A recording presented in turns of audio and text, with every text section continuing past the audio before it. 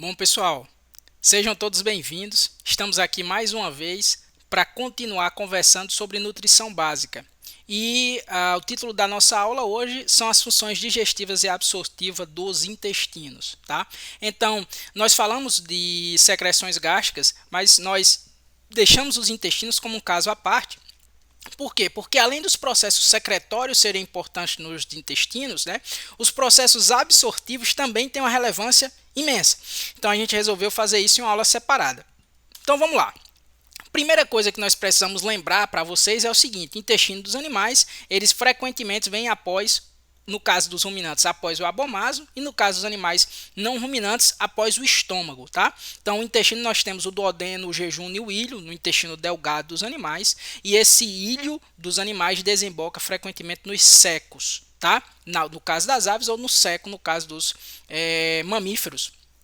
Seco, que é o primeiro compartimento do intestino grosso. Nós temos seco, cólon e reto, né? Que nos mamíferos desemboca em um ânus. Então nós vamos estudar mais profundamente o intestino delgado dos animais e um pouco menos detalhado no caso o intestino grosso, até porque todos os processos de digestão e a maior parte da absorção, né, a mágica toda que os intestinos fazem, elas estão lá no intestino delgado. Tá? Então, a primeira separação é, na aula de secreções, não sei se vocês lembram, quando eu falei para vocês que o pâncreas ele gerava enzimas, né, todas as enzimas utilizadas durante a fase luminal do processo de digestão. Então, uma das coisas que a gente vai partir para dizer aqui de diferença clara é o que é digestão de fase luminal e o que é digestão de fase de membrana. Então, de início, vamos imaginar o seguinte: o intestino, ele nada mais é do que uma estrutura, ó, vou pegar aqui novamente o meu apontador, tá, para mostrar para vocês. O intestino ele é uma estrutura que tem um lúmen, né, um oco. E esse lúmen, né, ele pode ser preenchido por digesta e essa digesta pode ser misturada a enzimas aqui dentro desse lúmen. Então, a fase luminal é aquela fase que ocorre no oco do intestino, ou seja, na luz do órgão, sem estar associada às suas paredes. Então, a digestão de fase luminal ocorre na luz do órgão, no lúmen do órgão, sem estar associada nas suas paredes. Óbvio, a digestão de fase membrana é aquela que ocorre em estreita associação com as paredes do trato gastrointestinal. Tá? Então, esse processo de digestão, nós temos digestão de fase luminal, digestão de fase membrana, isso é uma característica intestinal, tudo bem? E nós temos a absorção também, tá? É óbvio, nós vamos ter lá no intestino grosso uma fermentação e uma absorção por processos não iônicos, tá? De absorção de ácidos graxos. Então, um ponto importante para a gente rememorar, está aqui o intestino delgado, né? Nós temos aqui as vilosidades, as microvilosidades, características, e cada uma dessas vilosidades ela é composta por células que vão apresentar esse aspecto aqui de microvilo, né? Esse aspecto aqui de microvilo, ele dá uma característica da mucosa do intestino chamada de bordadura de escova. Isso não vai ser a primeira vez e não vai ser a última vez que vocês vão escutar esse termo, tá? Bordadura de escova aqui para essa região. Os processos de digestão de fase luminal no intestino, eles vão se dar em estreita associação com essa bordadura de escova aqui. As células intestinais elas vão secretar enzimas, essas enzimas elas vão se difundir pelas células e vão ficar aqui próximas à região da mucosa aqui do intestino, e esse processo aqui, ó, vai ocorrer digestão de fase de membrana. Tudo bem? Então, essas aqui são as células intestinais. Então, para a gente começar, é importante que a gente fale o seguinte, retornando para a figura. Nós temos aqui projeções da mucosa do intestino, chamada de vilosidades, só que além dessas projeções, o intestino também apresenta criptas. Tá? Então, criptas intestinais e vilosidades intestinais. Essas criptas elas são locais de gênese das células que vão ser utilizadas nessas vilosidades. Então, uma das características principais é a presença de células pluripotentes ou células tronco aqui nessas criptas. Tá? E essas células tronco ou pluripotentes elas são responsáveis pela renovação de todo o epitélio intestinal. Tá? Então, o intestino dos animais vai apresentar projeções, que são chamadas de vilosidades, e elas vão apresentar invaginações, que são chamadas de criptas. Então, é característico do intestino delgado. Em se tratando de tanto células de cripta como células de vilosidades, o que nós vamos ter são células absortivas colunares, tá? Essas células absortivas colunares, elas estão presentes na vilosidade do intestino, elas são responsáveis pelos processos de absorção. É óbvio que a absorção ele precisa de um ambiente diferenciado para ocorrer. Vocês vão ver um pouquinho mais lá na frente que os processos de absorção em nível de transportadores de membrana, eles vão precisar de íons, de sódio, de íons de potássio para ocorrer. E uma das principais características das células da cripta é secretarem uma grande quantidade de água e uma grande quantidade de eletrólitos para promover esse ambiente ideal para os processos de absorção.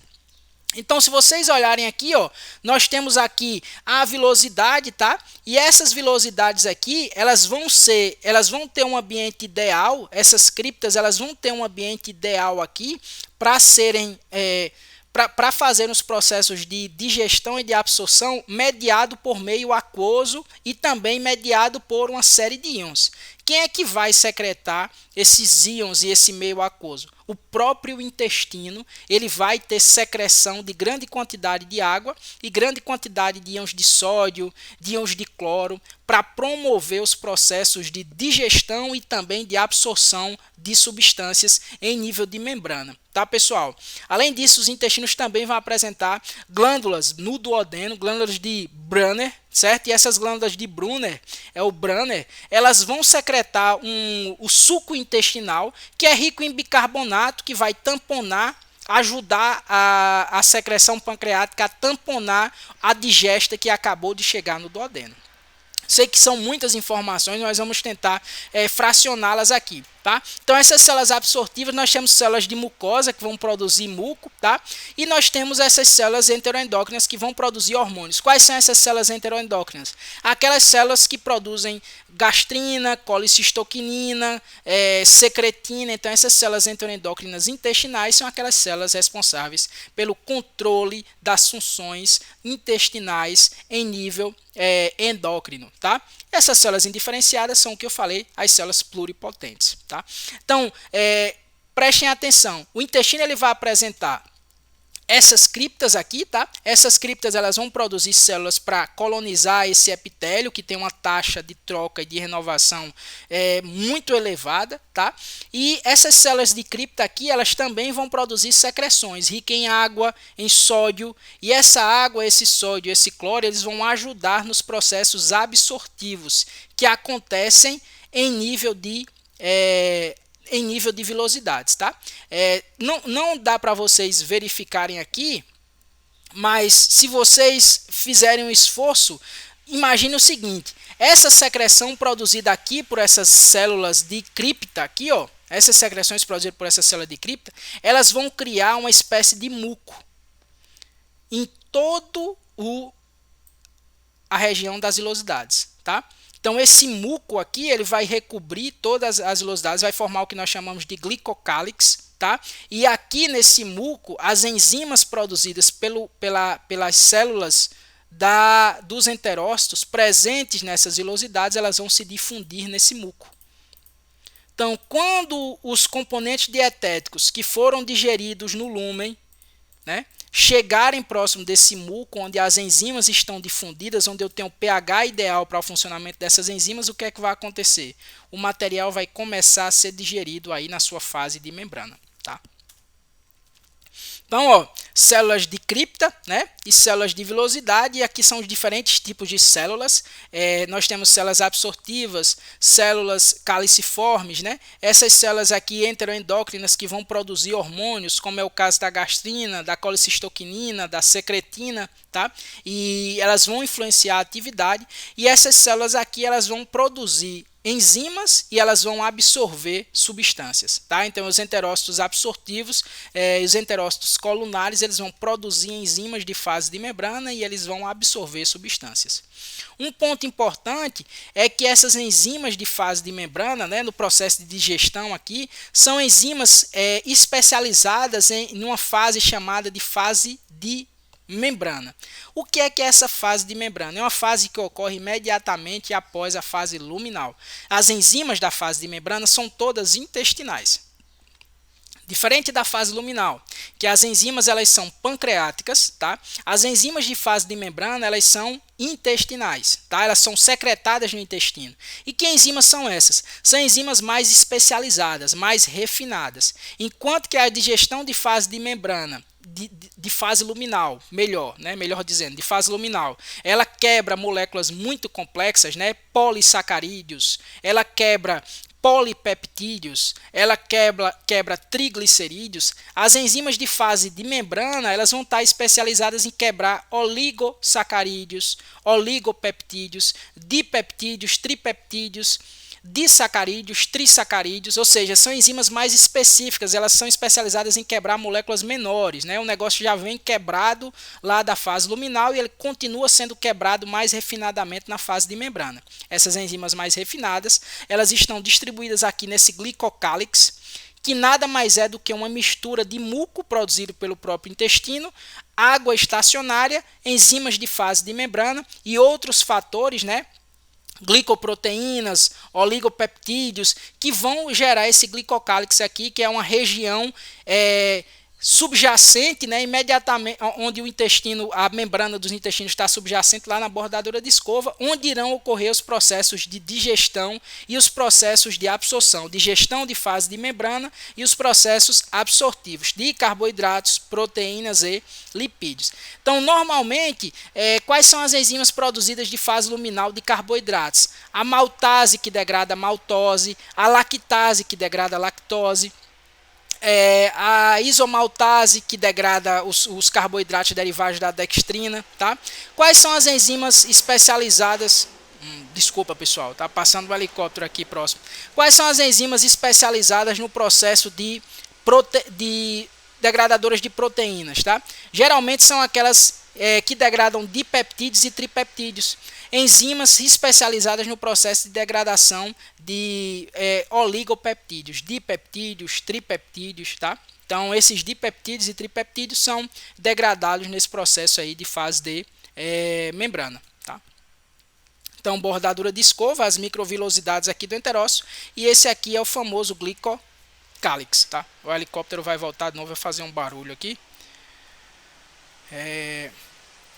Então, o que é que acontece?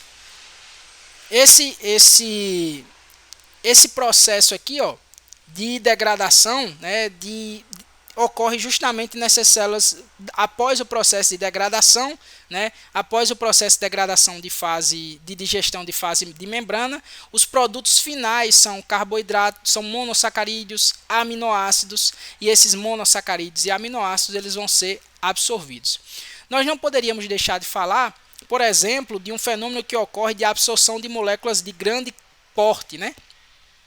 Como é o caso da absorção de macromoléculas no neonato, né? Das imunoglobulinas, que ocorre, por exemplo, nos animais que não tem que placenta não permite a passagem de imunoglobulinas, né? Que são animais que precisam da imunidade passiva. Então, essa é uma característica dos animais neonatos dos ruminantes, dos herbívoros não ruminantes, e aí eles vão receber imunoglobulinas, o intestino ele vai, num determinado período, 12 a 24 horas, vai absorver moléculas complexas sozinho, né? O processo de maturação, né, do intestino delgado, existe uma expressão enzimática, né, tipos de enzimas secretadas na fase de membrana, diferente de acordo com a fase de vida dos animais. Então imagine vocês que a expressão enzimática de fase de membrana de um animal adulto é completamente diferente da expressão enzimática de um animal jovem, né, de um animal neonato. Então existe o que? No animal jovem, baixos níveis de enzimas gástricas, né, enzimas pancreáticas e de bordadura de escova, e na medida que o animal aumenta, né, a sua idade, vai ocorrendo uma modificação nos enterócitos. Os enterócitos eles vão começando a expressar DNA, né, vão expressar as enzimas relacionadas com os processos gástricos. Aqui vocês estão vendo, esse aqui é um leitão, né?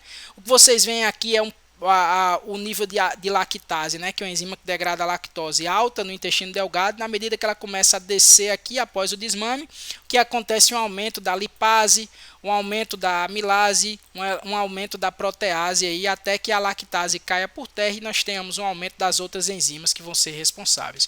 Então esse é um processo de evolução enzimática, né, da maior parte das espécies animais, de mamíferos, de aves também vão acontecer assim, com a diferença que aves nós não temos a lactase, né? Nos ruminantes, por exemplo, nós não vamos ter a sacarase, enzima de fase de membrana, uma diferença específica nesses animais. Então essas enzimas aí, ó, do intestino delgado, essas alterações enzimáticas, elas vão ocorrer ao longo da vida do animal. Principalmente as maiores modificações vão ocorrer do animal jovem para o animal adulto, com trato gastrointestinal maduro.